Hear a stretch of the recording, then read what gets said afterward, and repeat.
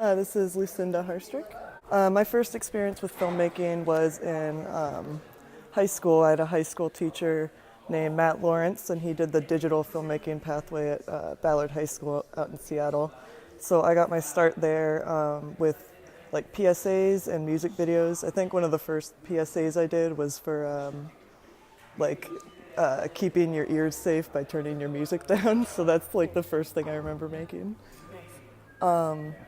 As far as looking for inspiration, I took an art history class my last semester at Columbia, and that was, even though it was one semester, that was probably like one place where I drew a lot of information between going to the museum and then learning about Renaissance and Baroque art.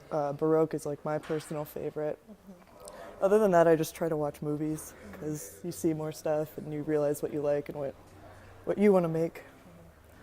Staying creative kind of ties in with that. I watch stuff that gets me like excited about filmmaking.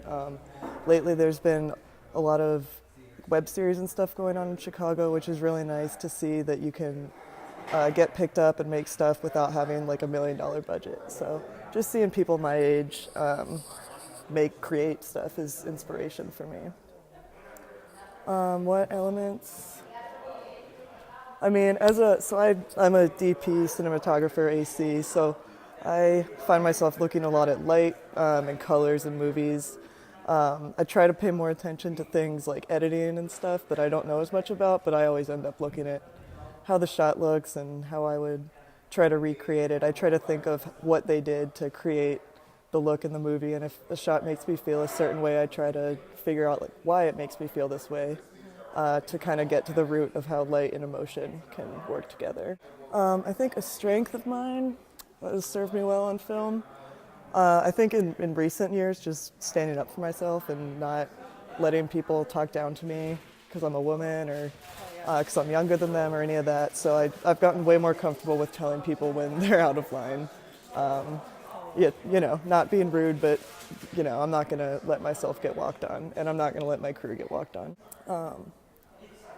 How do I go about improving my craft?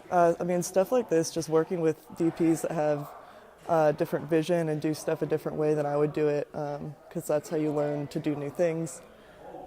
Between just watching movies and watching people work, I think that's kind of how I improve. And then, in my off time, I read about lenses and all that, and I try to keep up to date on the technology in the industry, but that's kind of hard to do because it changes constantly. Yeah, it's so fast.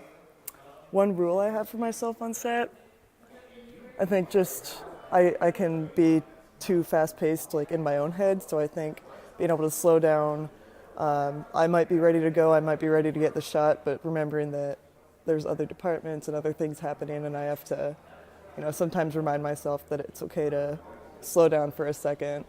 When you get stressed out, I start to move faster and faster, and I think being able to just stop and take a breath is really important. And I've gotten better at that, but I still get overwhelmed on like bigger sets, but I think with time that'll kind of like disappear a little more. I guess one rule would just be like be present, which is something I try to work on in my everyday life too. And how do I decide who to work with? A script where it has a story that I might not have seen before, or it has a more diverse cast, I try to gravitate towards those. People that work a little differently than me or have different visions.